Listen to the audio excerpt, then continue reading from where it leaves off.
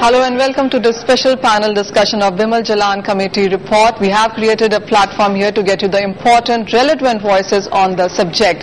Let me introduce you to our esteemed panelists in that case. On my left is Mr. K. Rajendra Nair, Chairman, Interconnected Stock Exchange.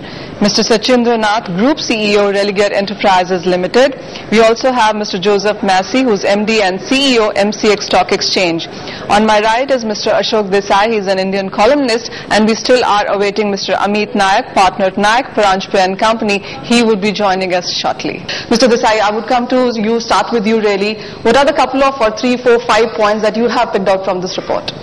The way I understand it is that to have an exchange, you need two essential things. One is a computer. And the other is risk management and minimization technology or services. This minimum investment will determine who can get into this industry. So there is a capital barrier already, and I don't know why a committee has to be set up to set up another barrier of 8,000 crores. Let's say this equipment will handle a certain, shall we say, maximum volume of transactions. And suppose you have a certain volume of transactions in the country or in the markets, then one divided by the other gives you the maximum number of exchanges. The number of exchanges will not exceed that. Now, I don't see why you have to limit the number of exchanges below this limit.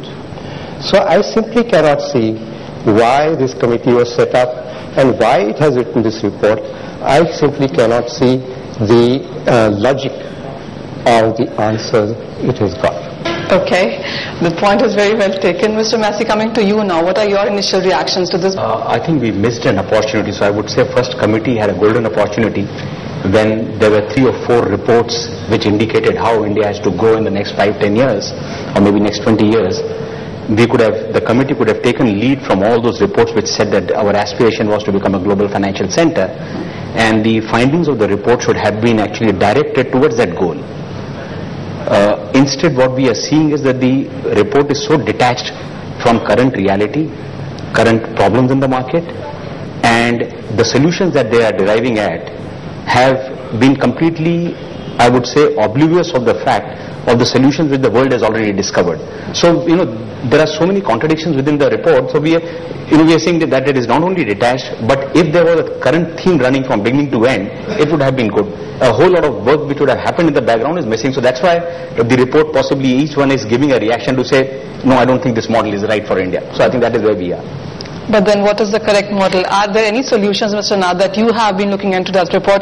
How are you reading all the recommendations of those 86 pages? I will take this whole discussion to a very different level actually. Our country at this point of time is undergoing a very large systematic problem. And this large systematic problem is, I always say, हम बनाते यहाँ पे हैं, खाते यहाँ पे हैं, पैसा चाहिए होता है बाहर चले जाते हैं. Which means that for all the growth which is coming into India, the capital needed for that is we are fully dependent on the West world. Now West world is in extreme turmoil. So you get $60 to $70 billion of inflow every year, and every time something happens in Greece or US or European market, and you see market crashing over here. And we have a solution for that. So if you look at the total Indian savings market is roughly around $330 billion. Of that, the money which is going into Indian equities or equity-related instrument is only 7% versus 49% in the US, of which 50% into Indian equity market. Sure. Unfortunately, what is happening that in our marketplace, we all believe, everyone says India would continue to grow 10% GDP growth rate for next 10 years, but nobody goes and says to the masses, please invest for next 10 years. Invest and forget and you will make money. There is no custodian for that thought process. If you move this 9% of financial asset participation to 25%, that comes to a figure of $50 billion. India itself can generate $50 billion of participation into the capital market, which can feed into the local economy, local corporates. Whatever happened to the world, this market would remain stable and would become more attractive. To my mind, exchanges can play that role.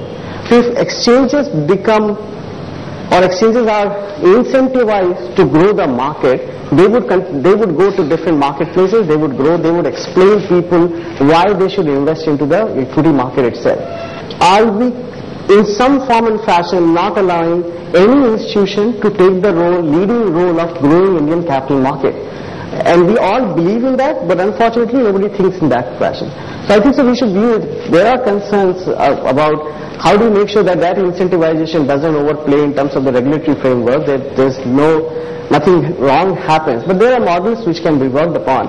But I think creating some form of pseudo-nationalization or some form of very restrictive, non-competitive exchange environment would go in a very negative way in almost reversing the cycle of which slowly now coming of what retail participation coming into the marketplace, people believing about Indian capital market, believing that it is transparent, it is trustworthy, it is not driven by scams. All of that would go away. Mr. Nair, to you then, and what are your first reactions on this report? I represent the Interconnected Stock Exchange of India. This was promoted by the regional stock exchanges a few years ago. We had a very quick interaction with our regional exchanges. They also apprehended that some of the recommendations might not be conducive to their growth, and it may not also be helping the investors, because if the profitability is being questioned or the stock exchanges are to run as facility institutions or charitable institutions, etc., the investors might not be ready to come and invest.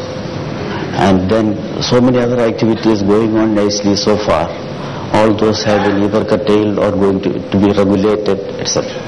And the background in which, as Mr. Ashok Desai pointed out, the background in which this was set up, what was the provocation for it, we also are not aware of.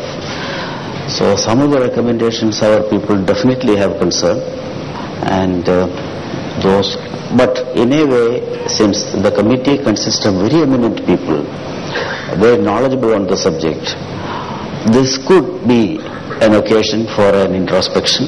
Sure. And thinking about it, and some of the recommendations could be modified or changed or dispensed with, but even then it would be a forum for, it would be an occasion for deliberations, detailed deliberations, or at least the SEBI can perhaps call all the stakeholders and have a discussion and make the things better.